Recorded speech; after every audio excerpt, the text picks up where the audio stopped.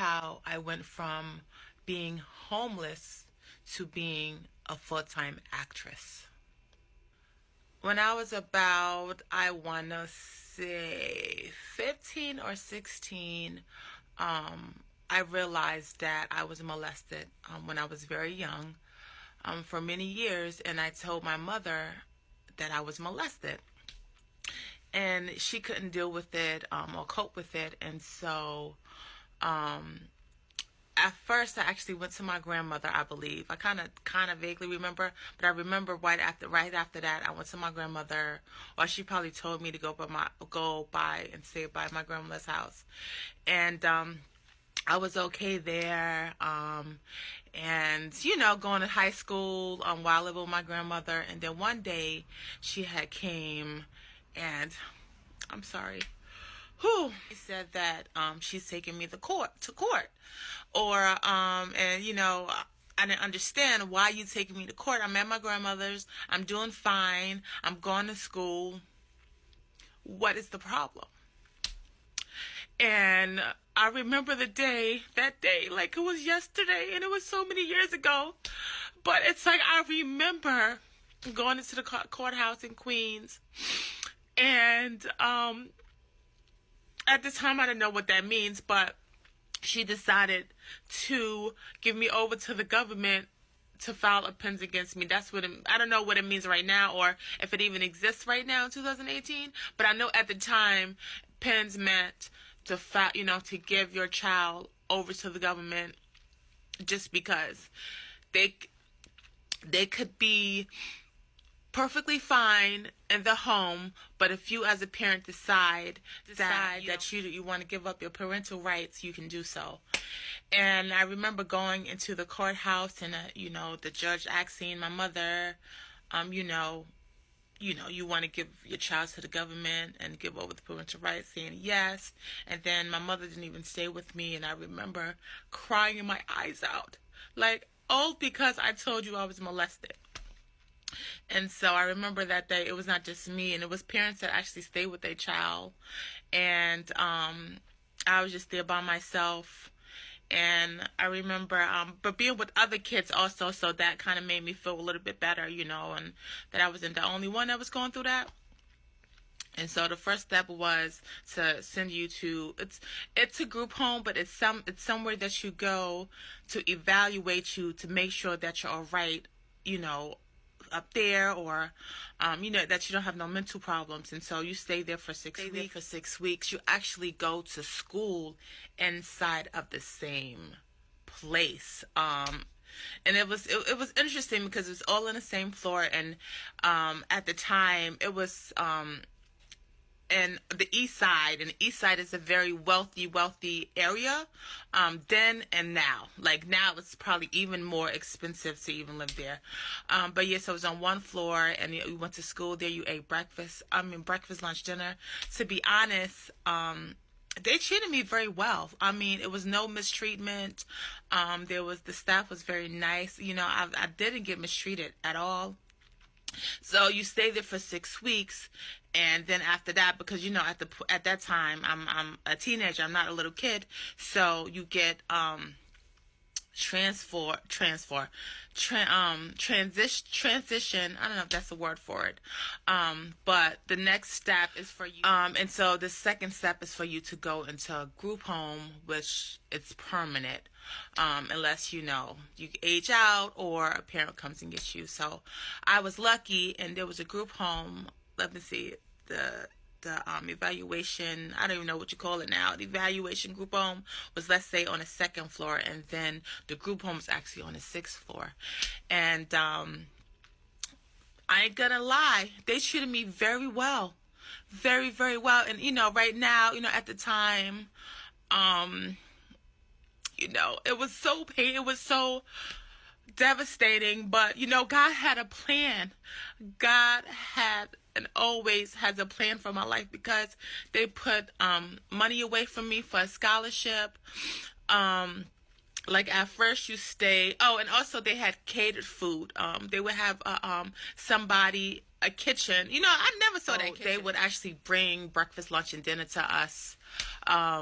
and I remember that. And at first, you would stay, like when you first get there, you would stay with somebody, but then after a while, you end up having your own room. You go to school regularly, if you have activities. And actually, that's how I actually got into the performing arts and acting. I used to go to, a theater company, called Cultural Harmony, and I used to go there after school, and or whatever, and it was just really, really awesome. And I ended up going to Aspen, Colorado, about 3, 4, or 5 times. I went to Disney World. I mean, to be honest, completely honest with you, if I was at home, all of those things would have never happened. I would have never gone to Disney World. I would have never gone to like different never had all those awesome experience and the opportunity to travel to so many different places. It's one of the workers there would take us camping or take us away to I can't remember, but I remember going to this cabin. I mean, I had some beautiful experience, something that I'd never had when I was living at home. So it ended up being such a blessing in my life. Like I said, it was Upper East Side. It was a very, very, very, very nice area. I had health insurance. I had, like, if I would get A's and B's, they would give us money. For, I think A might have been $20, and then a B might have been 15. It was something like that. We would get allowances. It was crazy because it was almost as if I was in a normal, per se, household, but it was strangers. It was, government, people that was hired by the government. And this one lady, I think her name is Eileen, and actually was a Catholic, run by the Catholics. And she was so, so, so, so sweet. Like, she was like everybody's mom. And you could go there and talk to her, and actually, they actually had counselors there. Like, I think you met with them. I think I can't remember. It was when I was in the first, the second or first floor, or if it was after. But I remember having a counselor or someone assigned to you so you can talk to, which makes sense, because if you're in there, clearly you're gonna have stuff going on emotionally with you. So that was that. I was in there, I want to say a couple of years, or either 3 years, and then I said, you know what?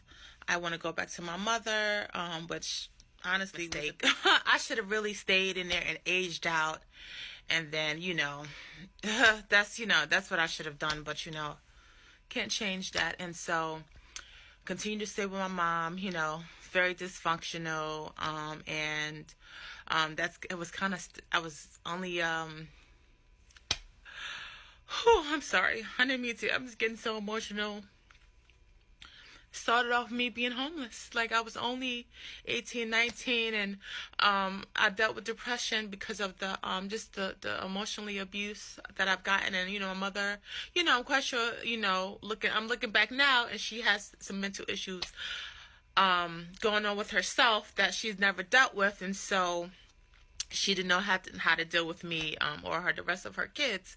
And so, I would go, I would be there, and then I would go stay with my grandmother or a relative here and there. So I remember just kind of being everywhere, and having a church help me find someplace to stay, because my mother just, she wasn't nice, and she would be always kicking me out. I remember one time I was working, and I had bought all these groceries, and she told my sisters not to let me in. And I remember it was pouring down raining that day. And I think that day, this is why my grandmother, like, I love my grandmother. I remember telling my grandmother, just going there. And you didn't even have to, like, call her. You could just go there. Then I had a place to stay. So anyway, so that's kind of started off me just kind of, and I was, 18, 19, maybe, going on 20. I had, like, graduated high school and stuff, and I was just living just everywhere. It just continued, I ended up finding a school, to go to. My first school was in, SUNY Canton, I think it was called Canton, SUNY Canton. And guess what? I went to school and I didn't have no place to stay after. So I actually ended up staying. Let's rewind. I was never physically on a street, just always transitioning and living everywhere. So, just want to make that clear. And two, at one point, I said, you know what? I just had enough. Let me just go stay at Covenant House. And Covenant House, I think at the time, I think you could stay there up until 23. I can't believe. But I think at the time, I was kind of like a little bit older. I kind of know, but they still let me in or whatever. And that wasn't bad either. To be honest, I had my own room. It wasn't like your average shelter. So just continued for years until the last. Let me see. I've been living almost 8 years. Prior to this, I was literally living because I didn't have a place to stay. I was living in Atlanta, Maryland, Baltimore, Maryland, and then Silver Spring, Maryland, I think. Because I didn't have no place to stay in. I had went to school a couple of times, and so when I was younger too, I didn't have the money financially. To say, oh, let me get my own place. I just didn't have it at the time. Even though I've always worked, I always had a job, I just didn't have it financially. And I think I probably tried to find apartments, but it just kind of didn't work out. And so I was just and I was sick. I had fibroids. I had for 6 months straight. Very difficult to be went from being in school and being very ill and then not having a place to stay. I mean, my mother had a place and my sister had a place, but I thank God to be honest, thank God for the church, because somebody I met at church had, let me stay there, because who knows where I would have been. So, I'm very grateful to God that, he always had my back. He always had my back. And so, that's just kind of catapulted into me having, not being home, having a place to stay for a very, very long time. And I ended up, actually, when I was sick, I went back to school. I believe I went back to school, but anyways, and so I ended up telling the church about my situation, and they actually made a huge announcement, and at my church, the time is really, really huge, and so a couple of people, or quite a few people, said they had a place, and so I ended up finding, having a roommate, and, and I remember in Maryland, and I remember, filling out applications for jobs. And I remember God spoke to me. He said, this is it. You're not going to go through this anymore. And so God was like, girl, my child, like, that's it for you. You've been going through since you was 18, 19.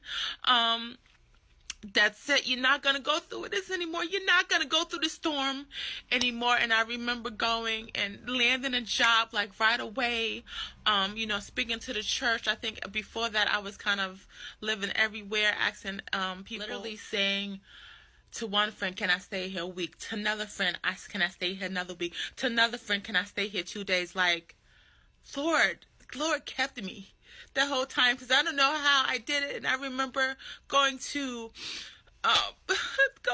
like work with like luggage, because I was staying 2 days here, 3 days here, and so difficult.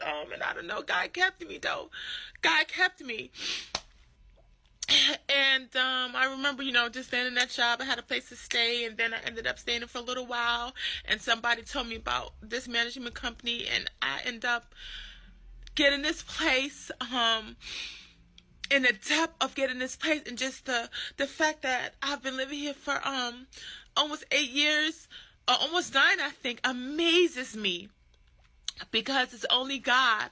And so.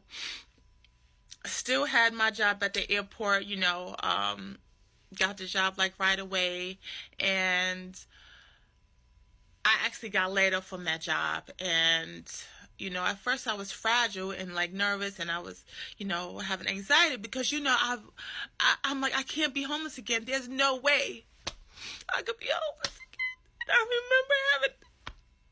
I remember having nightmares, like, oh my gosh, like being homeless, going through that again. And I said, I cannot go through that again. There's no way emotionally I can take that anymore. And so, I ended up going to like my old church, visiting my old church and talking to somebody. You know how you say, turn to your neighbor and say hi. And for some reason we sparked up a conversation, and she had asked me, what do you want to do? And I said, you know what? I've always wanted to go after my to be an actress. I went to high school for it. I was in a theater company for years. I went to college for it. And I said I always wanted to do that. And so she, totally the favor of God, she said, oh, I know someone that works at a casting agency. And she ended up hooking me up with her. I ended up contacting her, and I actually told the whole story about how I started doing background. And so, in the a earlier video, and she hooked me up. So I ended up being a stand-in for Marc Jacobs, like, the fashion show, for about 3-4 years. And even I think maybe the first year I met a lady, we was walking to the train together, very nice lady, very sweet, and told me about Central Casting, and that's how I ended up starting doing background, and it just completely worked out. I mean, and honestly, I stepped out on faith. Like, I didn't know, I was new to the background world, new to this industry, and I didn't know it was going to work out, but I was like, you know what, I'm going to step out on faith. God has my back, and he's going to continue to have my back. And so it just worked out. Like, I went from just being regular background to being featured, to getting all my waivers to be eligible to join the union if I wanted to. Also, I've been core on quite a few shows. I'm blessed. I mean, God had my back. God had my back from the very beginning, and he had my back. He know that, that wasn't his plan for my life. His plan was not for me to be homeless my whole life. And so I just want you to be encouraged. And this is not a sad video, even though, it's some times when it was rough. But listen, I'm victorious. I'm a strong person. Very strong. Yes, I have times when I'm sad, but I fight through it. I might get pushed down, but I get right back up. So nothing can stop me. I'm all the way up. So that's my story. Like I said, be encouraged, and you are perfect just the way you are. And God has a plan for your life also, and he has your back.